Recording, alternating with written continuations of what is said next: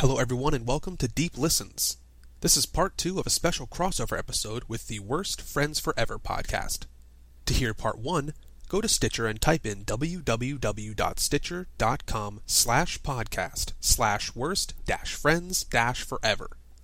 You can also find their social media, Facebook, Twitter, and everything at WFF Podcast. One more thing, there are some slight echo problems with the audio in this podcast, but don't worry, it won't be an issue going forward. For now, it will just sound like Pete and I are messengers from heaven. Thanks, and enjoy the show.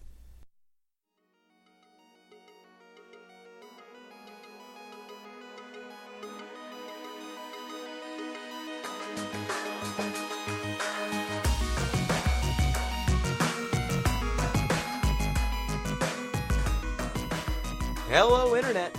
Gino, that Pinguino Grieco here again with another episode of Deep Listens. This is a special episode, people. I am joined, as always, by Billy 5 out of 10 Rothert. Oh, come on. All right. Pretty good. Okay. We're not going to talk about that till later in the podcast, but if you're going to just spoil the fun, or maybe they heard it in the first podcast, which I hope everyone listened to, yeah, I did give Her Story a 5 out of 10. But you won't know about why until the end. Hi, I'm Billy Rothert, a.k.a. Rothgar. I'm excited to talk about this game and get real deep. I am joined as well by Peter, Dance Dance Revolutionary Busby. That was a good one. So, hello everybody. Thank you for joining in. I guess bonus animal fact for you. On the small Moroccan island of Mogondan, scientists have, presumably, it's their theory, observed falcons storing live birds for later meals. That's horrifying. So, do they kill for sustenance or for joy at that point? Well, this is preserving them to be killed and eaten later, as the scientists put it, to keep them fresh. Okay, so it's not like it's not sustaining itself with their terror. They're just No. ongoing terror. Okay. They might enjoy that. It's a good seasoning, but ancillary. Okay, so we are joined with some special guests. So Her Story, this is actually part 2 of a special bonus crossover podcast. So the first half was on the Worst Friends Forever feed, and we are joined by the Worst Friends Forever. Hi. We're the worst. I'm Emily. I'm Taylor. I'm also Emily. Have fun. Taylor. So why don't you all introduce yourselves? Or I'm Emily. I mean, Hi, we're the A little worst bit friends more. forever. Do you have an animal fact? We have a podcast where we get drunk and talk about pop culture topics. We pick a different topic every week, and we all have a different drink, and we get together and talk about it. can I ask, what made you guys pick Her Story, or was it like a joint Gino group? picked it for us. And I was happy because I wanted it to happen months ago. Yeah, I don't remember this. We're visiting New York this week for other reasons, and then we thought it'd be cool to do a crossover, and we asked Gino to pick a game. So Very nice. And He did well. And here we are. this is the nice thing. Pop culture podcasts can accommodate a lot of different topics, whereas our podcast can really only kind of accommodate like one. But that Like means one. it's like you guys can hit your audience. Yeah, we can That's it. We're niche. make it work. And so Her Story. That is what. Love Tim So Gunn. the first half of the podcast is on the Her Story. It's on the Worst Friends Forever feed. The second half is going to be here. So if you want to Hopefully hear, they know that because they're listening, right? well, hopefully, yeah. But if you're picking this up just on the Deep Listens feed because it just popped up, we discuss stuff like the UI, stuff like how we all got into games in the first place, or our relationship with the topic or with the genre. Is it genre? Medium? That's the Medium one I mode. want. That's the Medium. word you want. That's the word I want. Relationship with the medium. We discussed search terms and how you game the system of Her Story, and then we made our statement on what we thought was going on in Her Story. Not heavy spoilers, but a little bit.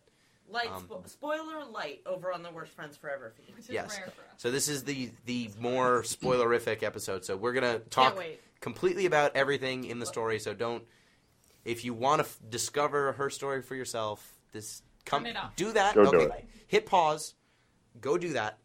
Now come back, and now Welcome back. listen. Welcome Hey, back. welcome back. Listen Okay. deeply. I'm ready to fight you guys. So this week we won't be taking feedback at the beginning of this, just because this episode's kind of weirdly disjointed with how everything else is. So if you want to leave feedback about this episode, still go ahead. deeplistenspodcast@gmail.com or at deeplistenspod on Twitter. Okay, so with all that out of the way, her story. It's happening.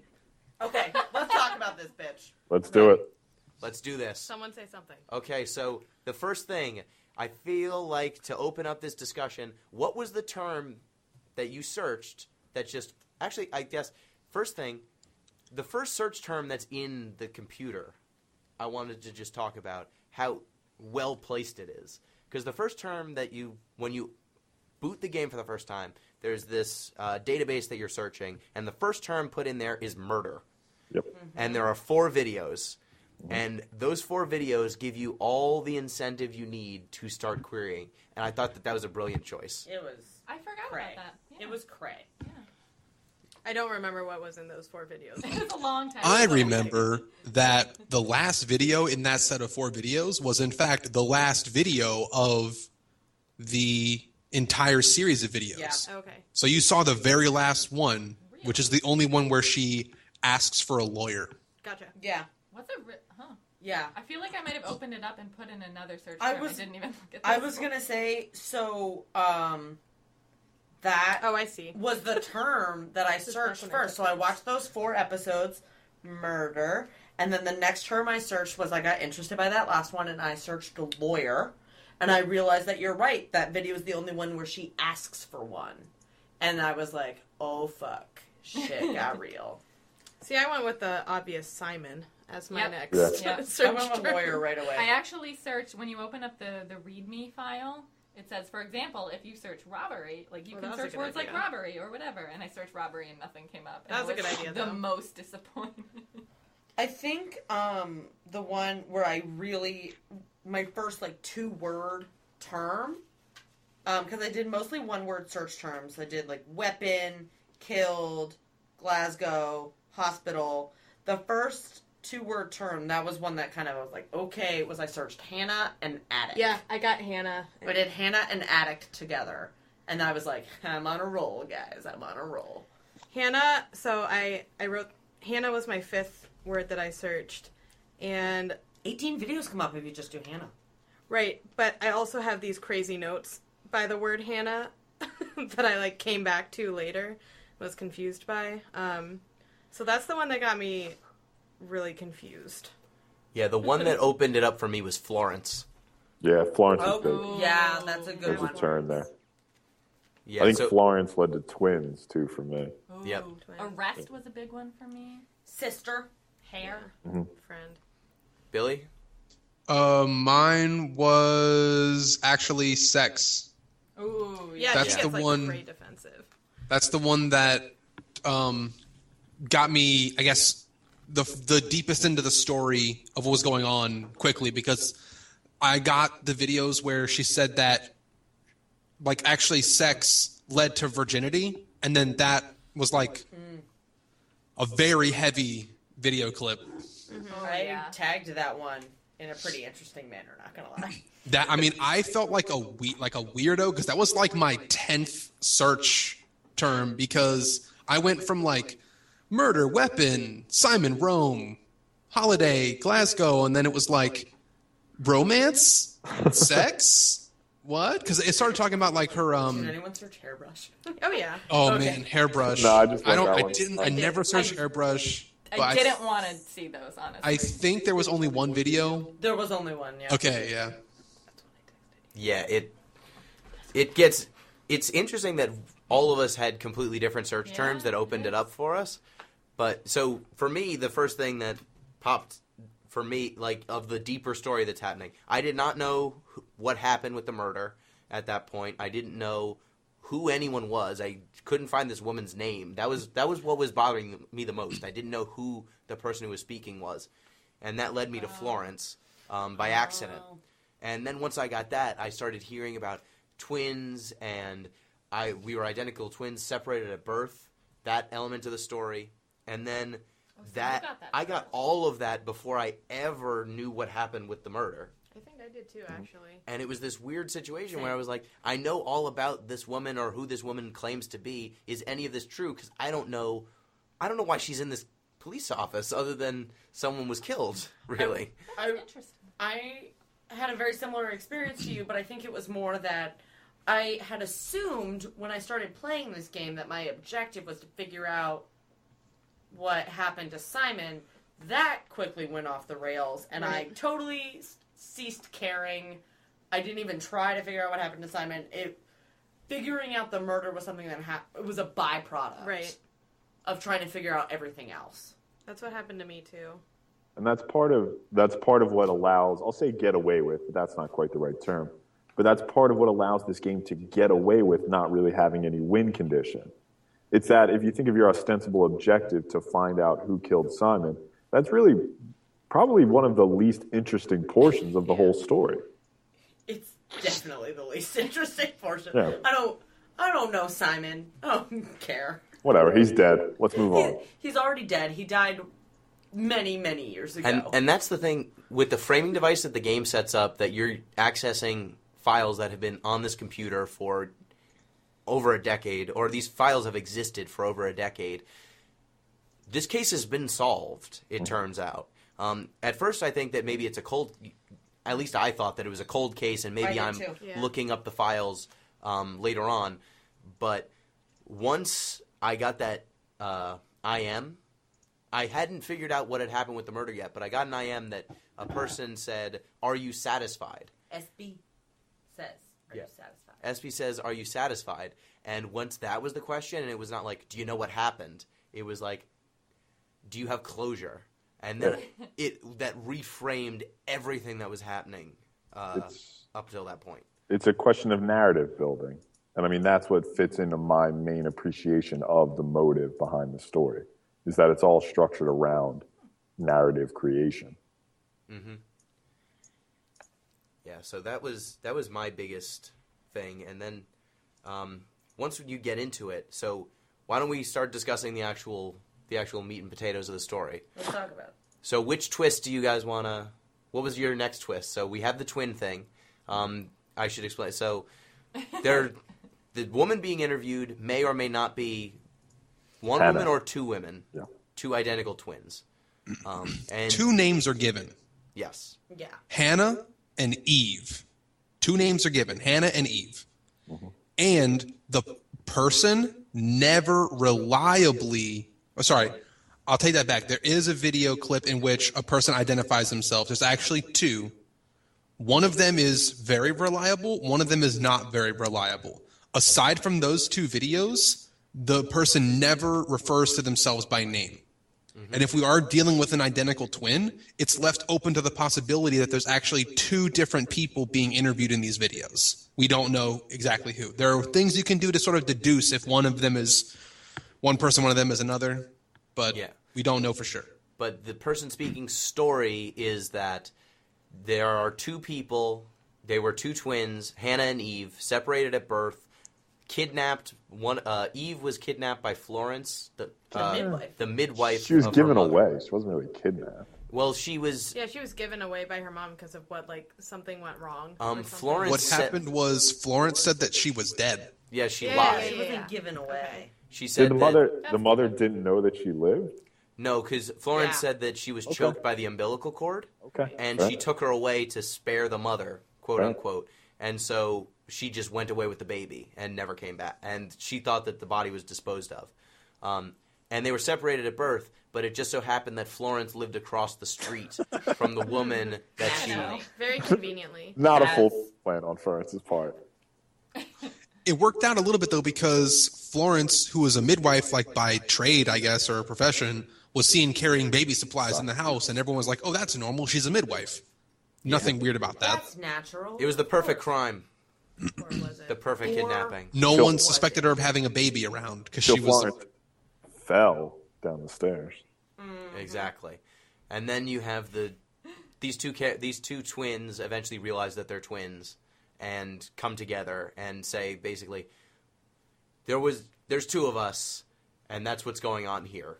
What was the next big story twist that anyone found? Well, the two don't say that. Well, one of them does. Just one of them does. Yes. They got very into fairy tales after that. They were... And Hella mirrors. into princesses. Very into symbolism. They love Which I it. usually They love love, but there was just way too much. The They mirror really thing. hit you. Do we want to jump into Pete's fairy tale discussion real quick? Let's talk about it. I think we should. All right, absolutely. All right, let me say then why I picked metafiction as my ultimate explanation for what's going on here. I don't want to say irrelevant, but I think it's largely secondary whether they're twins or split personalities. I don't think that matters much here. I think Matters to me. Whoa. Okay, it matters to some of them. I think what the precipitating event here was their obsession with fairy tales. So even if these two girls weren't twins, if they just looked alike, it was because they wanted to think themselves destined, special, part of some larger story, like a fairy tale, that they created this narrative of, look at us separated at birth, now we're reunited. Or if they became split personalities, it was because they wanted to, I shouldn't say they, if she had a split personality, it was because she wanted to realize this myth. So I think ultimately this whole story is about narrative creation, right? The question of whether there are two people or one is secondary. Really what this is about a woman or women trying to realize a fairy tale within their own lives. Right. Oh, And I think everyone agreed. I totally just freaked out as you were saying that because I totally agree. But I particularly agree that because I said on the last episode, I said I was the only one who said I thought it was split personalities. And I think it has a lot to do with she's ill and trying to realize the fairy tale in her own life. I totally 100% agree. I thought that for a really long time, split personalities, and then I settled on twins, which we'll get into later. But regardless, I definitely agree that the fairy tale obsession played a large role in everything that came to pass Everything in that their happened. lives or her life. Yeah, and for me at least, well, the twin versus split personality thing, I wrote twins first, then split personalities, because the story that she was telling was so preposterous that I couldn't believe it, and so I came to that afterwards. I'm with you. But also just, obviously the game's central drive is creating the story. What is the name is her story. What is the story itself? And so I think that that's a salient point, that is probably the driving focus of her, what she's saying. Like, form and function going on here. She even says at one time, like, Simon looked like a prince. Like, he looked like one of the guys. She referred to him as her prince at once. Even She though did, yeah. even though was he's my a prince. glazier. A glazier. A glazier. Oh. So he has the most, like, I mean, it's not like the lowest job. Did but- anyone know what that job was before? They're basically a glass blower. Right. Yeah. I had to Yeah. look it up, though. I just assumed, like, oh, he works with glass, whatever. Yeah. Context clues. something glass. Well, you get to it so early, though. So I looked it up, or I got to it really, like in the second or third video, talking about Eric all the damn time. Yep. Oh my god. Eric all the time. Ugh, I don't care. Yeah, and there's the Rapunzel. So the big storybook moments for me were Rapunzel, when she talks about Rapunzel, and Hannah, the one who you think is Hannah, if there are two people, recites. She looks at an evidence photo. They give her pictures and they ask her to describe what she sees or respond to these photographs. Yeah, and she gives an elaborate explanation of Rapunzel's story. Like, maybe this is Rapunzel after the witch finds her and cuts her hair, but before she gets killed. Yeah. And it's like, huh. Like, This 'cause if, adult person has a very active imagination. and if you saw a woman with short hair, obviously your first thought would be, oh, this must be Rapunzel with her haircut. Wait, are you saying that that's not what you think when you see short hair? I'm just saying to remove the one defining feature of Rapunzel and then immediately identify her as Very It's Rapunzel. great. Yeah, it was. For me, Telling. the fairy tale stuff for the first few videos was really cute, and I really liked it. And then It's when you get to upsetting. that story, you start to get really concerned and creeped out. At least I did. It's Yeah. upsetting. It's very upsetting. Yeah. There's also her obsession with her dollhouse, which I Yeah. thought that ties in. Oh, the doll. Yeah. Because she talks about how in her attic there was this meticulously crafted dollhouse with everything to scale. It must have Working been a lights. It Wallpaper. had wallpaper to scale. Everything. It must have been a gift because there's no way they could have afforded it. Like, And it's the kind of thing that, were she not in a police precinct being questioned by detectives, might have been it might have been acceptable, but Maybe. saying that in the context she was really off-putting. Yeah. There's the guitar sequence with her singing a song that is itself kind of a fairy tale. Creepy as fuck. It was horrible. It's about a sister. That's Grimm's level.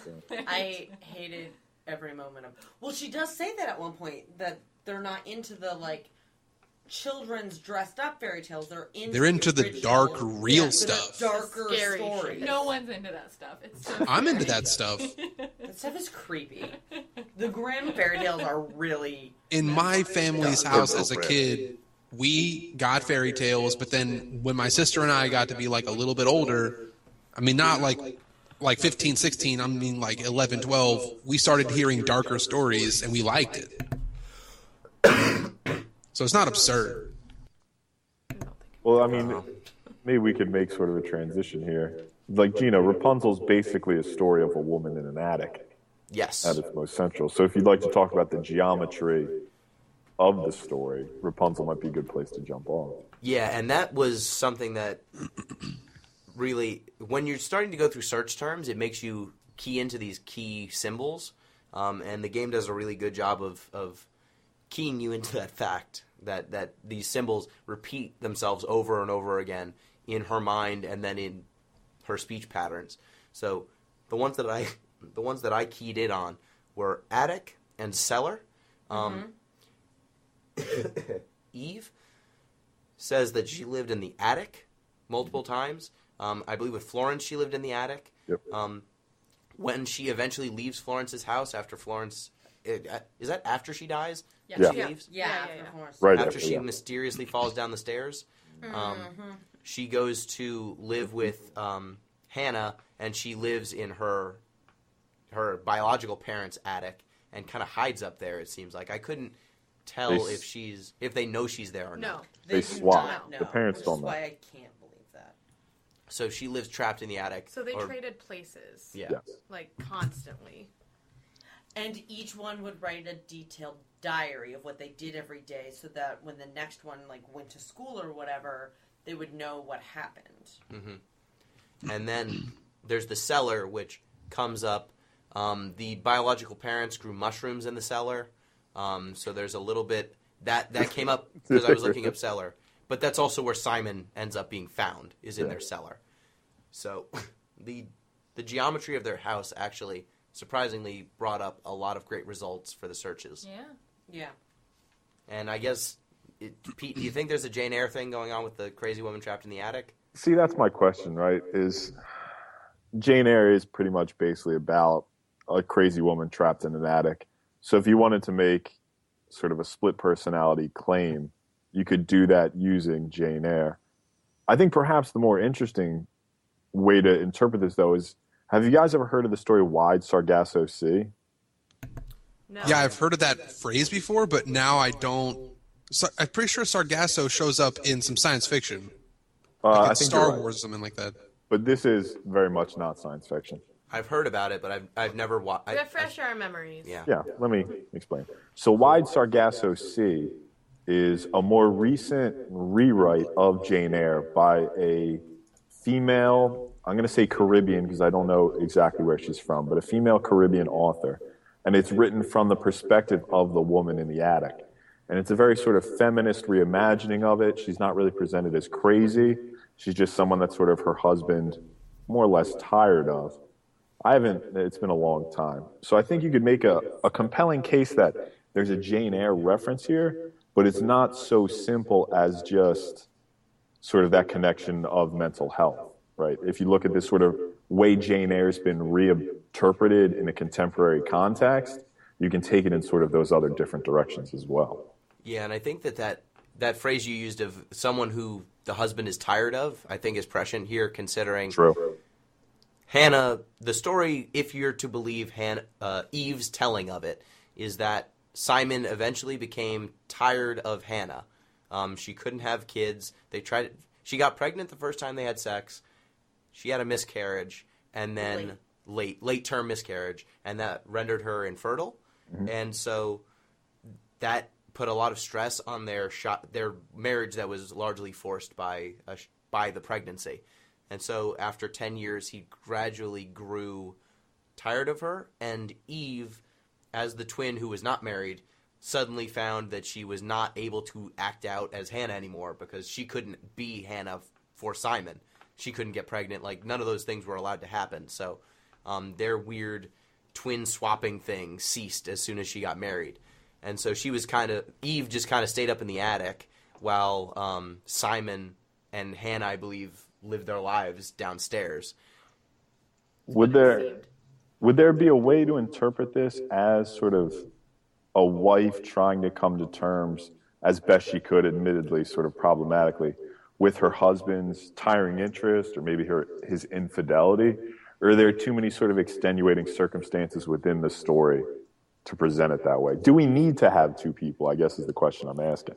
I don't think you need to. I think you could just as easily assume that Simon was having an affair with anyone else. Yeah. Or even that could be imagined, and it could just be him tiring.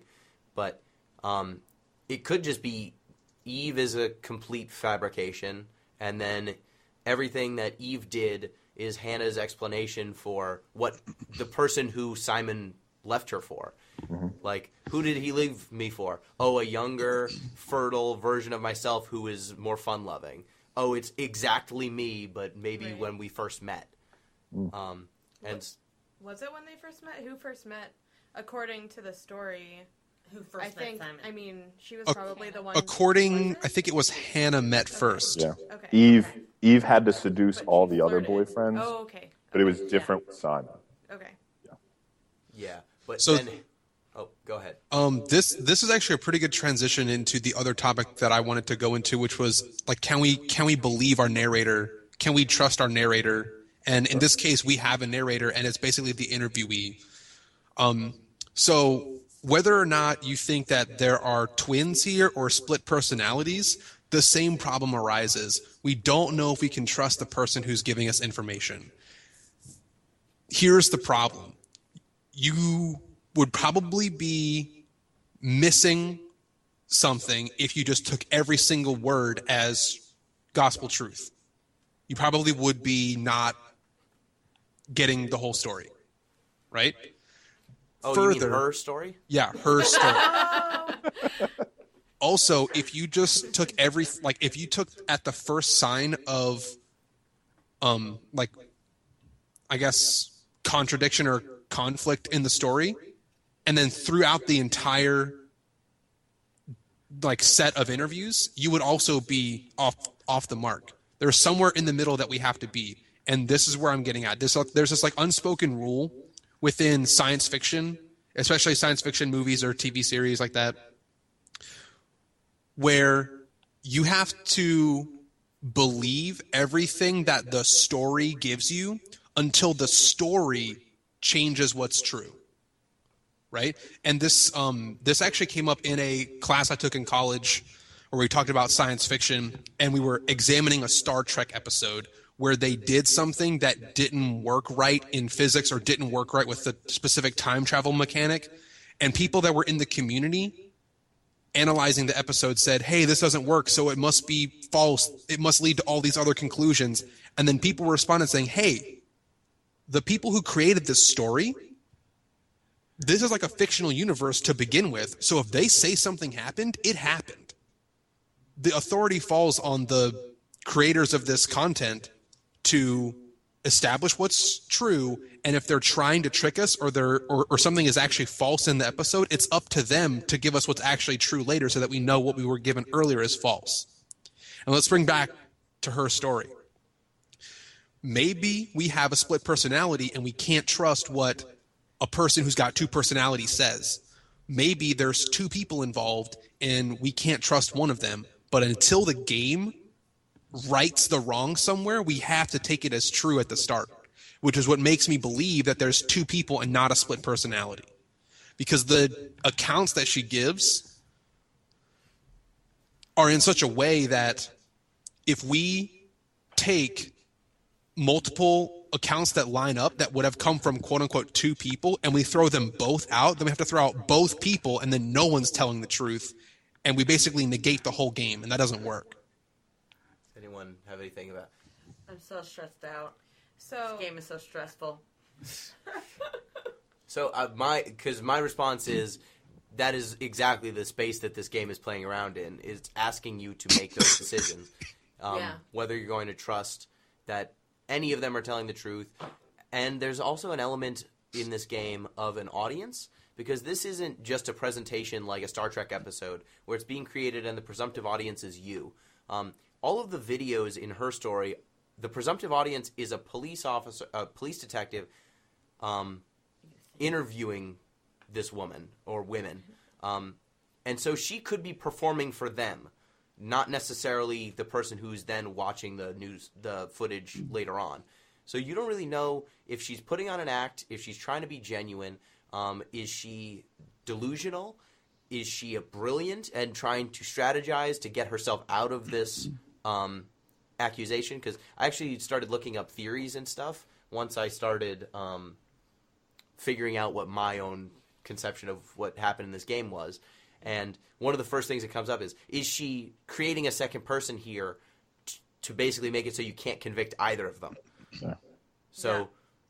I will say, I didn't trust anything she said from the beginning because she's being interviewed by the police.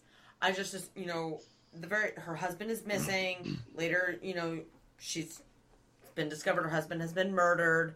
She's being interviewed in a police station. Murders most often occur by someone who knows the victim. She's obviously a suspect no matter what. And I just instantly just don't... I just couldn't assume that everything she said was true. I immediately thought she might be lying about any of this. Mm-hmm. I mean, Billy, I think you're making a lot of cogent points here. But I think your analogy breaks down in between her story and the Star Trek episode. Right. If you think about the way a Star Trek episode is structured, the narration is, the closest I would say is third-person omniscient. There's a presumption that, because there's no personal narrator. It's not like Picard, because I was in the class with you, I knew the episode. It's not like Picard was telling us this story like, hey guys, you'll never guess what happened to us last week. It's a third-person omniscient narrator. In this case, very clearly, we have a first-person narrator. And those presumptions of truth, therefore, I think get thrown out. Yeah. You can't have them in this case. I never, ever assumed that anything that came out of her mouth was true. In fact, I think while I was watching a lot of the videos this afternoon, Emily and Taylor were nearby, and they can say I was like, nope, that's not true. Stop lying. So, I don't know. So let me sort of defend my claim a little bit with some of the in-game content that we get. Can Emily? no. Yeah, go for it. No, well, I was gonna go on a bit of a different path, so I think you should finish up. Okay, sorry. Defending. That's fine. Sure. So there's one video where, and it's towards the end, where she asks the interrogator, "How are you going to arrest someone that doesn't exist?" Doesn't exist. Right. So I'm admitting, there's a big piece of evidence that goes against my claim. Right. And now I have to address that and say that there's something that we don't know. We don't know what question the detective asked, right? Maybe they think that she's making this up and there's actually not a real person, because it does sound crazy to us. Whether or not there is a second person, and it's possible, I guess, that would still be a pretty crazy scenario. So if I'm a detective, I'm going to ask her, what do you mean there's a second person? What are you talking about? Where is she this whole time? Where is she this whole time? Has she been coming into the police station tricking us? That seems stupid. And then she might be asking in response, well, if you think this is stupid, I'm going to ask you a stupid question. How are you going to try to arrest somebody that doesn't exist? And it could be we don't get the context of what she's responding to. Second thing, I don't know if you noticed that she's wearing a wedding ring in some of her videos. Yeah. Does it appear in all the videos? No. Or Frustrating. sometimes, a lot of the time, it's covered up by a styrofoam cup. True, and those are some of the videos that you can find easily. You have to- Or she's Tattoo. No, Yeah. there's a lot. Yeah, Okay, tattoos on there's there. a lot here. I will Yeah. say, so I know I said personalities. That changes minute to minute. True. My belief about I want to focus on the ring for a second, and this is going to be my last point on this particular thing. People that wear jewelry, especially rings, if they wear it frequently, they don't know that it's there. I wear a ring every day, and if I'm not wearing it, I feel uncomfortable. Like I'll be like touching my finger and something like that. If I'm not wearing my ring, I'll feel awkward. My hand will be like a different weight and stuff. It's like a heavy college ring, so my hand feels different. There are videos where the interviewee doesn't even acknowledge the ring. It's just like a very normal thing on their hand, and there's videos where it's being fidgeted with the whole time. And that's a strong indication that there's actually two people involved, because a person that's like so subconscious. There's a lot, for me, I get more and more comfortable with the twin theory. I'm moving more and more towards it as well. And I think I've played it more than you at this point. Yeah, you have played it more than I have. So I flip-flopped a lot. But one of my biggest theory / idea, which is what I think a lot of people end up gravitating towards, is that the person who wears her hair up a lot and the person who drinks her tea or coffee with sugar. With one sugar. No, just not black. Yeah, she's... It's either black or not black. Yeah. Yeah, is Hannah. And I think she only appears twice. So we're saying not black is Hannah? Correct. Now, I'm not sure about the hair up thing, because she wears her hair up when she's in the red costume, right? No, she's in hair is down in the red. Well, what happens is... There's a time where her hair is up. Yeah, but she puts it... For the red outfit for me, I thought it was two different interviews. I thought one was with a woman whose hair was up and one with her hair down. So what happens is her hair is down, then she gets sick from morning I'm sickness. thinking she put her like hair back to throw up. And she puts her hair back when she gets sick, but the thing is, I was trying to think, does she run to the bathroom and switch with her identical twin? But there's so little time. Like, there's no time for her to leave the room, change, and come back. They already mentioned that stuff happening in like a movie theater. But I feel like the two times the person with the hair up, and I can't remember what she was wearing at the time. One was short sleeves, right, and no tattoo, I'm pretty sure. And I don't remember the other one. Her demeanor was completely different. Completely different. And so it was something that it caught me off guard at first, because the first thing we see is a pretty confident woman who thinks, quote unquote, thinks her husband is just missing or whatever. And then all of a sudden she's a broken person, and it's like, oh, she knows something's wrong now. And then the more you watch, it's like inconsistent. Like, like Hannah as a character, as seen through the police, is inconsistent and like kind of unstable. So like no matter what, Eve is unstable. Like there's only one outfit that we see her tattoo, and it's in the blue T-shirt.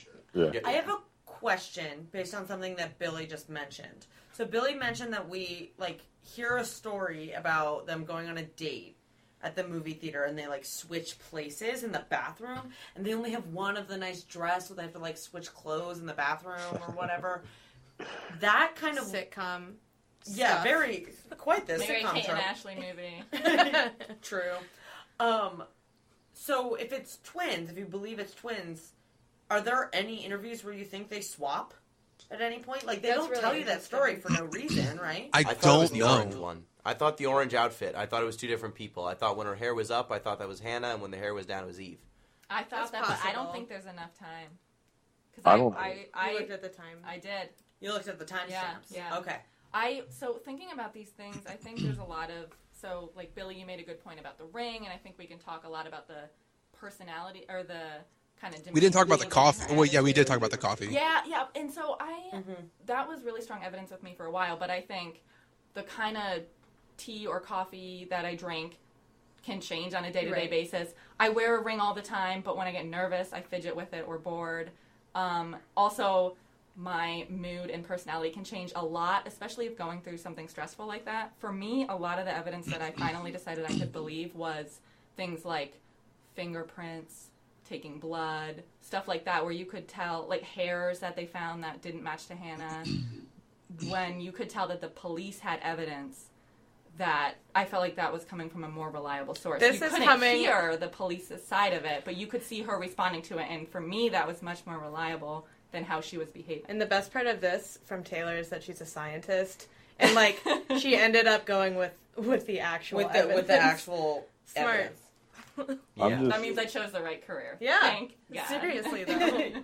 I still don't see any reason, though. And I mean, you guys have presented a lot of good cases, but I don't see any reason to suppose that this is two different people in the police interview, as opposed to one woman whose act is breaking down as the net tightens around her. Well, To and me, I- that's still the simplest and most likely explanation. And that's possible. sometimes for sure. agree. So Periodically then, agree. would the tattoo be a tattoo she got after one of the interviews to try and convince the cops that there's a different person and that tattoo was fake? Was there enough? Okay. Yeah, fake tattoo. See, and I didn't even go on the tattoo thing for that long. I can because- tell you that the actress doesn't have a tattoo there, so it Right, well, looks like It looks shiny. it looks shiny, like it's a henna or something like that. Yeah. Is there a short sleeve? Is there a moment? I don't recall, in all honesty. Is there a moment where we should have been able to see the tattoo but couldn't? No, because all her I other blame short sleeve Taylor's moments, it was covered exactly the right spot. Yeah. So They the were really good on tattoo. that. I will also say I just didn't really read a lot into the tattoo. Besides the fact that it was an apple and a snake, and I was like, "Wow, that's some great symbolism." Yeah, Very right. fairy there, tale. right there.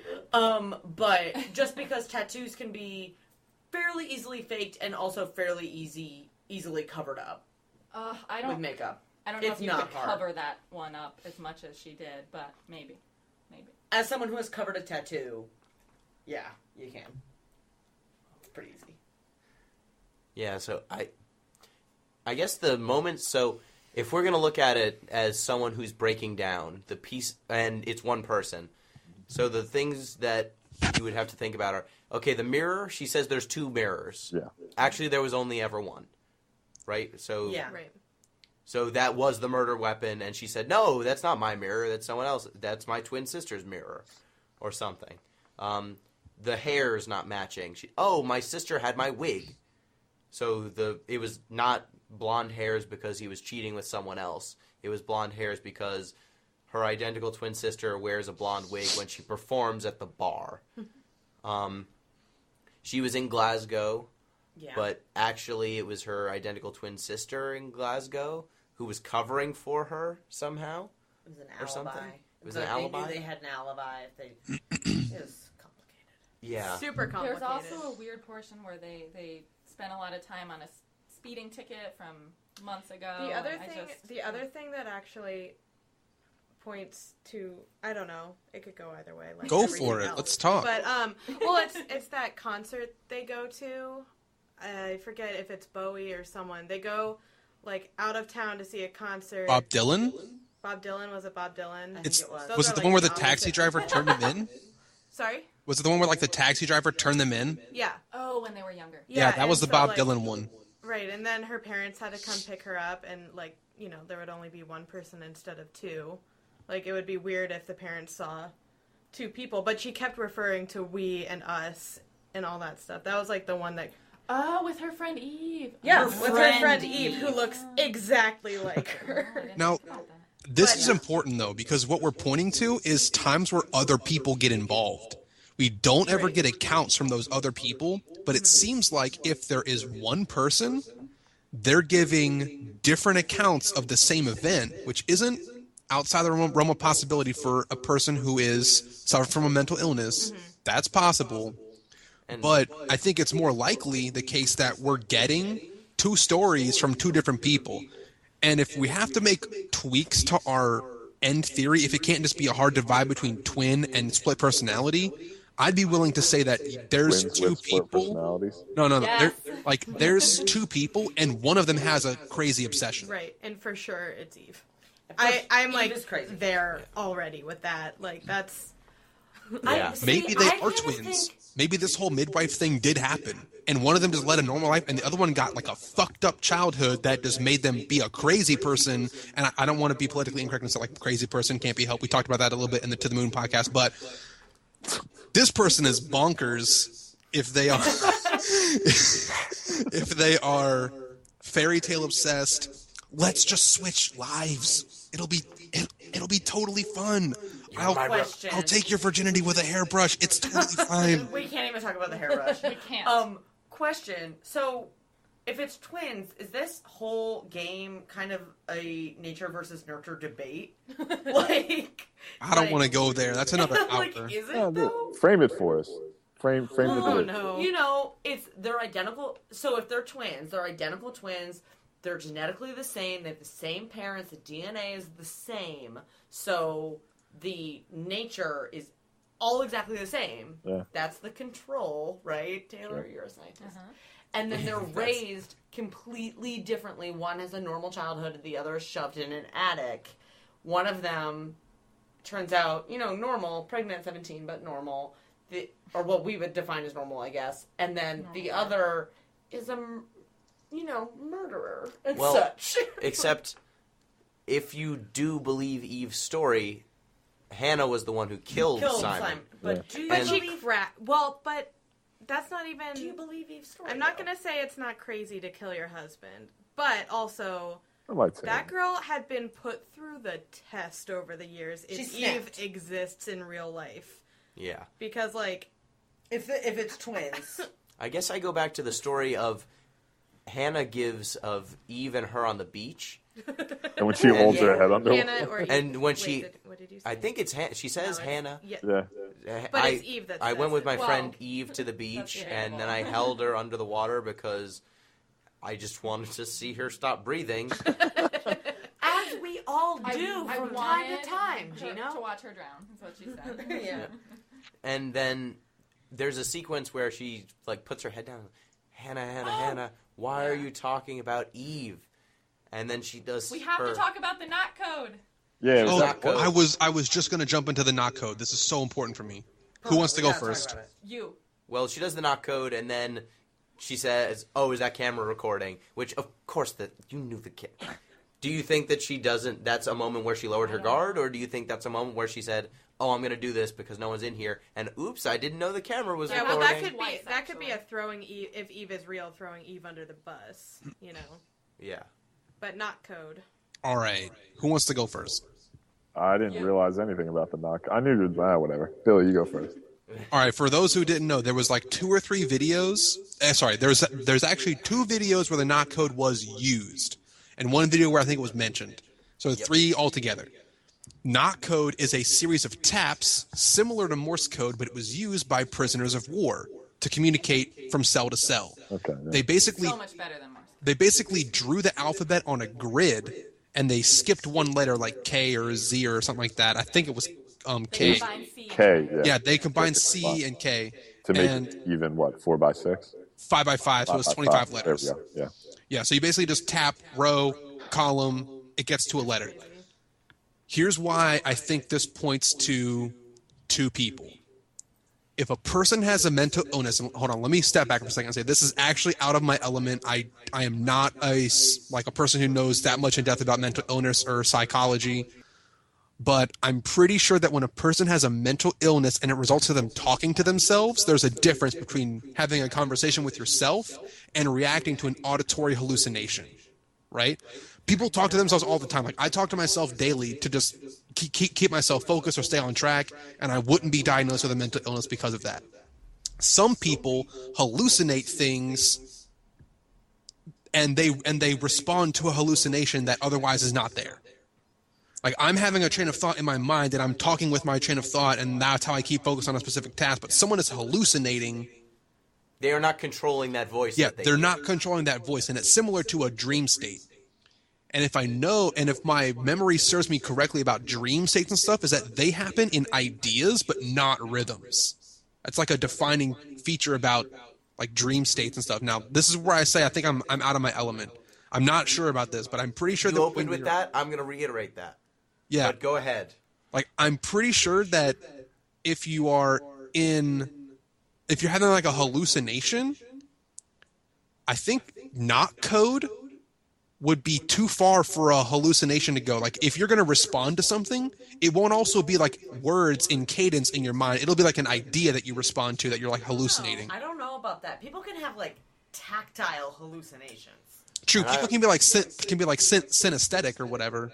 Yeah. Well, that's not. And I also thought that, I mean, she could just be acting. It could be one person who's not necessarily mentally ill, but is trying to put on an act to stop Which themselves I from getting kind arrested. of want. Actually, yeah, I didn't think about that. It being like a rational person who was just making something up. What does she knock?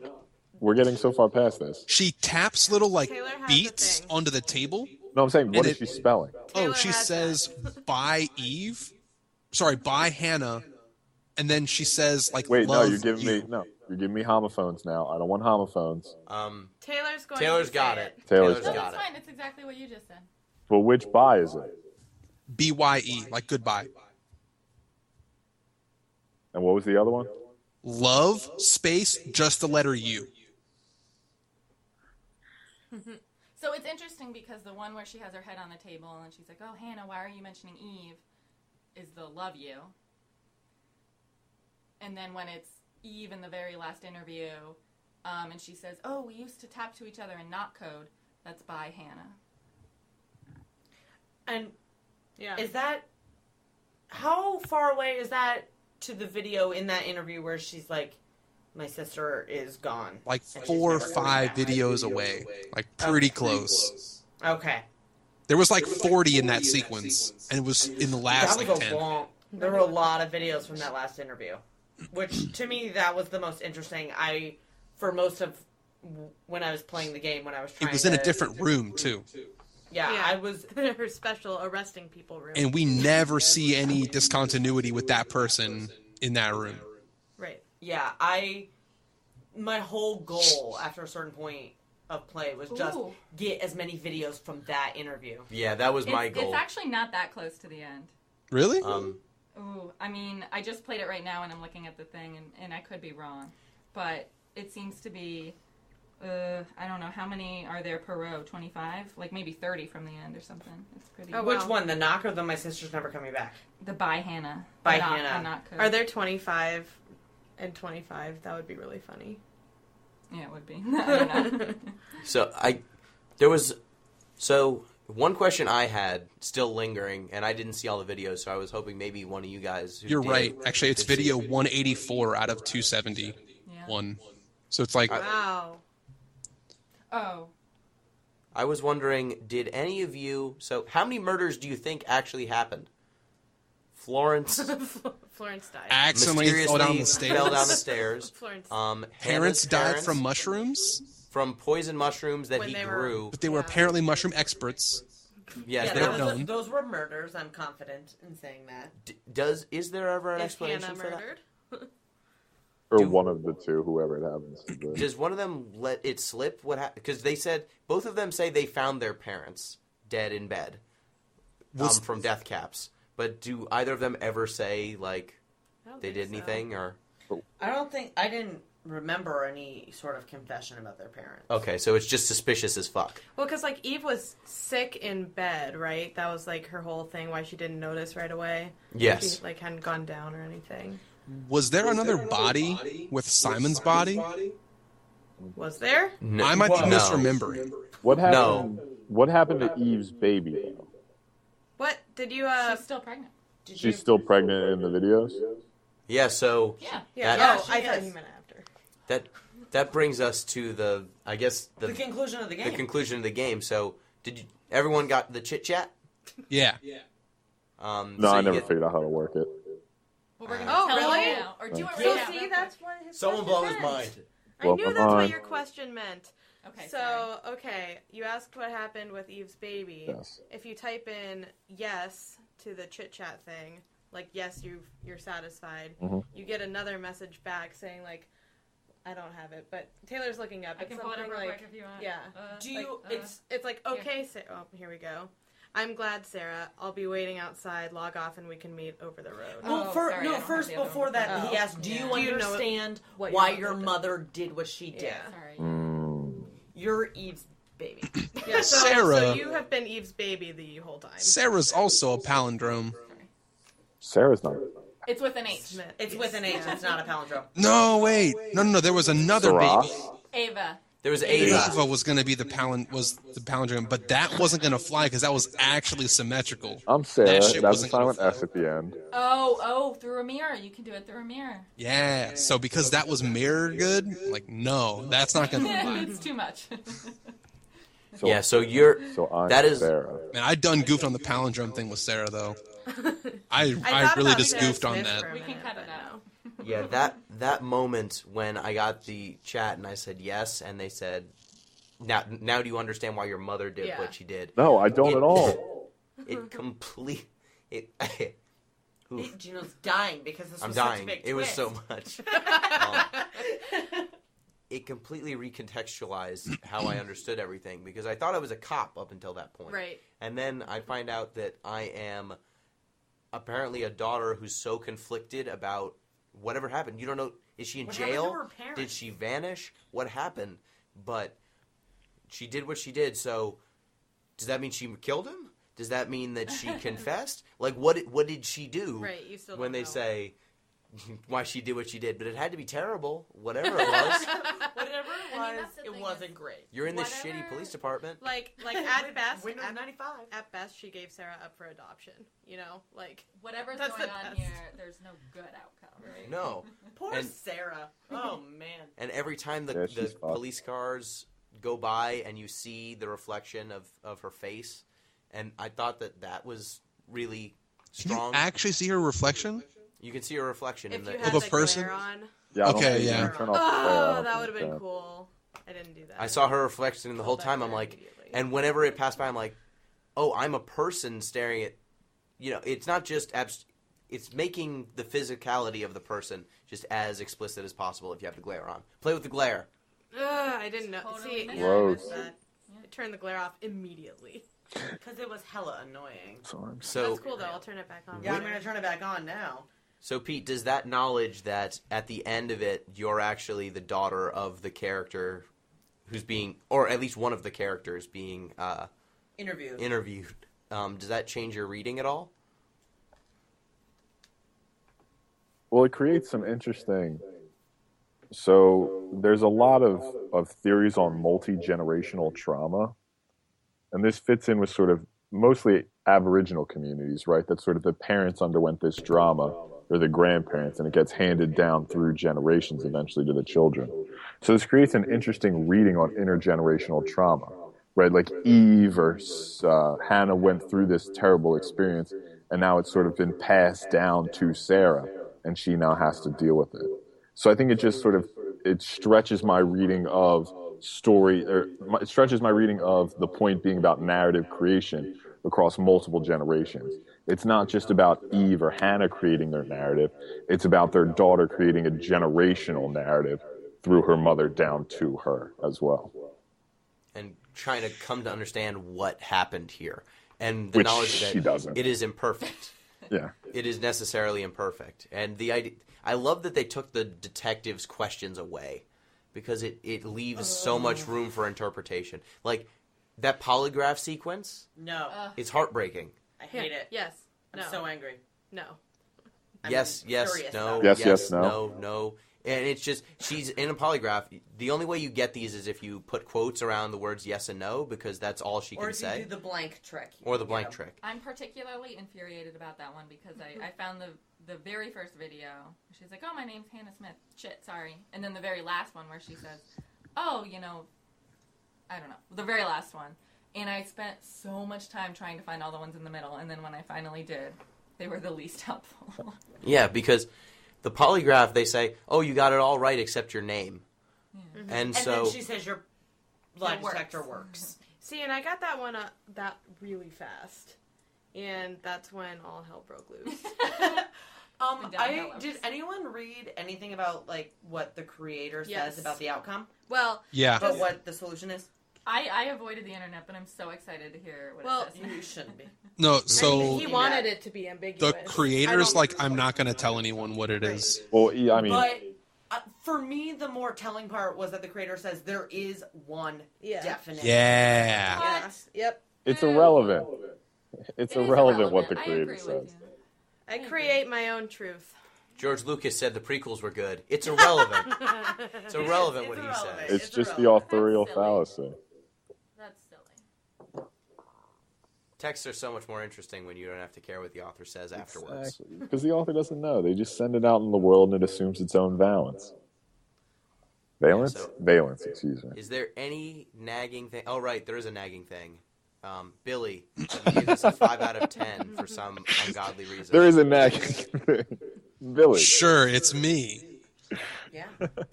All right, so I gave it a 5 out of 10 for the following reasons. I don't like I don't like games where my skill doesn't matter.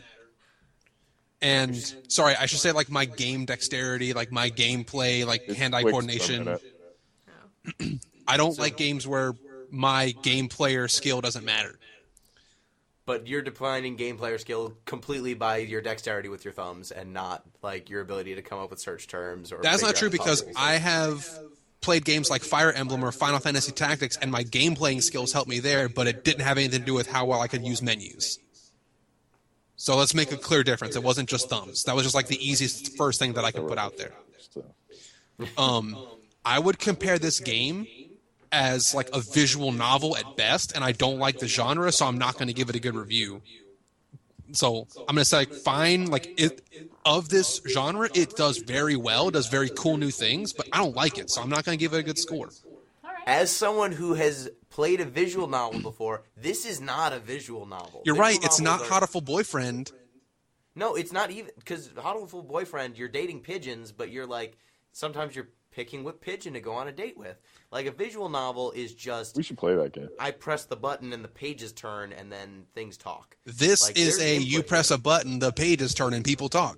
The game is searching the database. It's not like if you don't input. You're searching the button to press so the pages turn and the people talk. Like, that's not a huge jump. But what if you're really dumb? What if you and pick bad didn't- terms? Yeah. Like, what if you were just like, I'm going to search the word he, and you only get 5 videos from that? Like, you're not going to get very far. You have, like, only search he. I was gonna say, those brought me a lot of things. yeah, but like if you only like, if you are only searching words that are really broad, you're not going to reach all those videos. You have to be thinking and digging deeper and I had to get fairly strategic eventually to get the videos I needed in order to form an opinion. I was very strategic too because I spent like 30 minutes creating a catalog system for the videos. Like, I'm not saying that this has no strategy involved because I had to like make my own strategy. What were your goals going into the game? I don't know, but my goal was just get 100% of the game because I like to be a game completionist. So I developed a strategy. That was not my goal. I developed a strategy to help me My goal was get to there. find the truth. This is how Valda's story wins Game of the Year. This is how that happens. Let's not go hated there, justice. please. We beat that horse to death, and this is not going to happen in You this just podcast. said, like, this is a incredibly narratively focused game. It has a whole lot of depth going on. I'm not We saying explained it's how- not good. It fails. He's just saying it's average. You know how I said- gave Until Dawn a bad score? Until Dawn did really good stuff, and people who like the horror genre are going to really like Until Dawn, but I gave it a bad score because I don't like that genre, and I think that there were some flaws with that game. This is the Your most opinion is closed-minded valid. approach. It's just There were it's some gonna- flaws with this game. Like, there were some things that I would have made better about the UI. There were some things that I would have made better about, like, the desktop stuff. Like, there were some things that I would have made better about how the game told its story. It's Well, going to would you turn be into better about the discussion. desktop? It's so easy to make a desktop that actually works like a real desktop. Why didn't they do it? Because they're not trying to make it work like a real desktop. They're trying to make it work like a person. Why not? Everything you do is slightly off what the person does. So when you're clicking, you can hear keyboard sounds in the Yeah. distance. When you move the mouse, it moves slightly slower. I'm fine with So- that. I think it's done that way intentionally to make you sense that you are controlling another actual human being, and the Fine. agent is not you. I'll chalk it up to like atmospheric input, but there were so many things that the game did fine, but I just don't like because it's not my flavor. So I'm not saying the game failed as a. No, the thing as that like a concerns mode me or is not the low score. It's the part where you said, coming into it, my goal was to get 100% of the things. Yes. Whatever the things were. That's a little concerning. Let me back up a second. My goal with a game is to be satisfied with it when I'm Okay, done. that's To find a that's place more where I can reasonable. walk That's away. a different It's goal. it's You're right. tautologist though is the problem. Like There that's are- everybody's goal. What's my Right, goal right. with dinner? To be satisfied with it. All right. Let me refresh. I had a goal with this game, and I have a goal with every game, is to get to a point where I'm saying, all right, I'm done now. Some people play games like CSGO or Dota, and it never has an end. I ended up quitting Dota because it didn't have an end. Purgatory. But 2,000 years later, 2,000 hours later. This game has an end. And let's just take a quick jump into the definition of a game. I asked my friend Tyler. Tyler was on one of our podcasts. I asked him to review this game, and he said, sure, it was fine. It was a good game. I liked it. He gave it like a 7 out of 10 or something. And I asked him, is this even a game? And he gave me one of the most elegant definitions, and it was an incomplete definition, but it still kind of worked. This is a thing that's governed by rules and has a win state. So that, quote-unquote, makes it a game. And that definition by itself has problems because it includes some things that we don't want to call a game and it excludes some things that we do want to call a game. But here, sure, it works. Her Story is a game. I think it's a game that loosely fits the definition, and I wouldn't call it a video game so much. And because I so much like video games, I'm going to give it a low video game score. Can I tell you something? Yeah. Absolutely. That was 100% Gino's prediction for how this would go. Yep. If this was if you strung together all of these clips into a film and someone has done it, it's about a 90-minute movie. But it's not a movie. You're right, it's not. You're right, it's not. I was able Let me just complete the thought. Like, I'd say, hey, if someone just showed me this and it was like a string of clips and they called it a feature film, I'd be like, hey, cool, like 7, 8 out of 10, they did something cool and new. Like, and I was interested in the plot and what happened.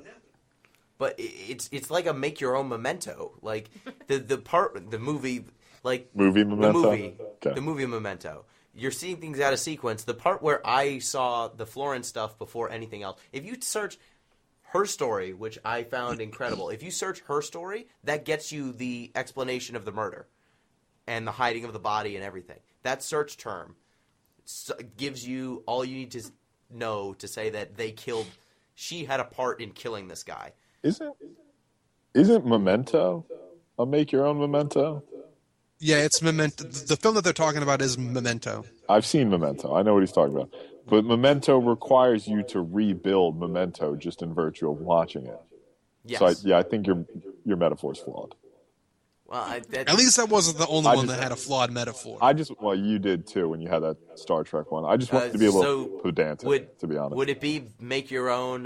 What's the Quentin Tarantino movie? Out of sequence, Kill a Bill? lot of people die. Not Kill Bill.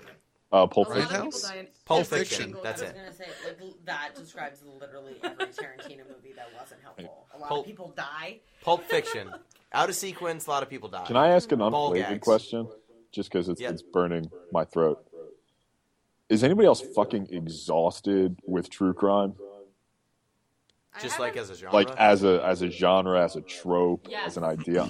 I don't know. Really done much So the last thing that I experienced that was in the true crime genre was another Literally podcast everything. called Serial. Right, And it was Serial. real Only good. thing I have followed. Serial, How to Make a Murderer, I'm kind of. every long form. Or How to Get Away with Murder, that show. Like all that shit. That's not true crime. I'm done with the true Close. crime, but like some people do it real well still. What was that? The Jinx. The Jinx was crazy. I don't give this a 5 out of 10 for being a bad true crime. It's a fine true crime. I'm just sick of true crime. It's like Say it's a 5 out of I 10 could do a whole video podcast game. on the Jinx. Shit was Maybe great. you will. Maybe I will. We could Has do that. anyone We have played that game power. called Defuse the Bomb or something? Like Bomb Defusal? Oh, Or your friends have to read a manual to you? Well, that sounds amazing. Nobody stop and nobody explode. Something and nobody explodes. I don't know what Yes, it let's was. play. Keep talking and nobody explodes. That's it. Well, whatever. I called that's part of that video game is your friends in another room reading a manual, That and sounds you're amazing. clicking buttons to correspond with what they're telling you. I think that's more of a video game than this is. Well, I disagree strongly. Yeah, well, we All I can know is I fight love that. sometime, and then we'll see who's right. I got new boxing gloves. I don't need them. We're going knuckles to the asphalt here. All I know, I'm not gonna even say it on whatever. I'll see you at recess, chump. Whatever you say, man. Chump. So I think on that note, we can end the podcast. oh, I don't have anything else that No happy ending. Is there any? Unless there's anything else. It's very much like the game in that there's just no satisfaction here. No. We will never be satisfied. Does anyone have any other thoughts that they didn't get to, or? I don't know what to believe. I think I'm probably going to commit to the 2 people, but one is seriously having mental problems. Oddly enough, this discussion talked me out of the twin theory. I think now that there's one person trying to get out of it, not mentally I would love disturbed. that. but I think that's my favorite theory. Yeah. I don't know if I believe it, but it's my favorite one. Yeah. Why were the parents growing mushrooms? Just as a food source? 'Cause they just Hobby. loved 'em. Like the dad was like into mushrooms as like a. He was retired and he was way into mushrooms. Gotcha. Okay. That has no bearing on my interpretation. I was just, Just curious. just whatever. So, last thoughts. Oh boy. I really enjoyed it. I'm not a huge video game player, and this was a fun way to occupy my time. I mostly played it on a plane. Other passengers were concerned because I kept gasping. That was entertaining. I recommend it. Please do that. It's great. I'm a huge fan. Highly recommend it. Do not get it on your phone. Billy. I will recommend this to lots of people. I liked the 5.2 hours that I put into this game a lot. I had fun. But Pete. not before he very says good, but. not a very good video game. All right. So are we up to me? Yeah. Yes. So this was a very well-told story that ultimately I was sort of ambivalent about just because of my disdain for true crime at this point. But for a fan of that genre, for somebody who likes twist and this sort of ambiguity, which I'll admit I do like interpretive ambiguity. It's pretty much my stock and trade. This was a very good game, very interesting game, very worthy game. I think this will be in a contender if a year from now we're revisiting our best of categories. Yep. I can get behind that, yeah. And we know that narrative flexibility is what led you to bury a knife in my back in the Game of the Year discussion. Yep, So- absolutely. I'm a man of complications and ambiguities myself. Yep. And I really enjoyed this game. That moment when you get that first IM and you realize that there is a larger world outside of just solving this crime in this universe, and you can't get that IM back if you don't spend a bunch of time at the screen.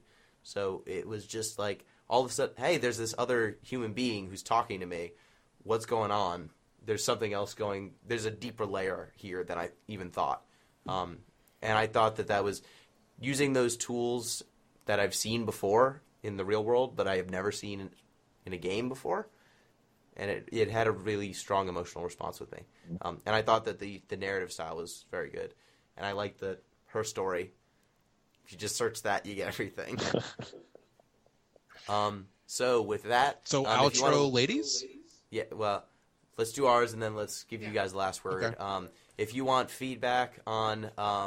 if you want to leave feedback for the podcast, at That Pinguino or at Deep Listens Pod, start using at Deep Listens Pod. At That Pinguino for me personally, but for the podcast, that's where all the updates are going to go, and I'm going to check that one for comments mostly. And deeplistens.libsyn.com for the podcast, obviously, the feed, and then we have comments there. Or you can send an email to deeplistenspodcast@gmail.com. Remember, iTunes, rate and review. We're on Stitcher now. Sweet. You're coming to your favorite podcast tools. And we're going to be on Etsy soon, so look out for that. Yeah. Etsy and Pinterest. My name is Billy Rothard, a.k.a. Rothgar. Sorry I have to be like the Grinch of games all the time, but I keep it real. Thanks for having me again. Guess what your new nickname is? I don't want to know. Is it the Grinch? It's the Grinch of games. No. That's a good one. No. Go ahead. Go ahead, Peter. Thanks, everybody, for tuning in. If you need to reach me, just hit up one of those 2 other guys. They'll get it to me, I guess. All right. You guys, you're Worst Friends Forever. Yeah, you can find us over our Worst Friends Forever feed. You can, we're on iTunes, we're on Stitcher. You can get our first episode on SoundCloud, whatever. Basically any podcasting tool, you can find us. And you can hit up our podcast on social media. Our handle on basically everything is WFF Podcast. Our email is worstfriendsforeverpodcast@gmail.com. And our website is worstfriendsforeverpodcast.com. If you want to find me, you can find me on basically every social media site at E.G. Keller. You can find me. Taylor tried to talk. We didn't plan this well. I messed up the plan. You can find me on Twitter at itsyvolkio and on the List app at evolkman2. And I'm on Twitter at TaylorGill11. All right. That's another episode of Deep Listens. There'll be regular podcasts happening. I'm not sure when this is going to come out, but the first half of this, again, is on the Worst Friends Forever feed. If you feel like there's stuff we left out, it's probably there. That's the half that has it. We covered everything there is to cover. So, thanks for listening. In all topics, of course. So thanks for listening. Peace!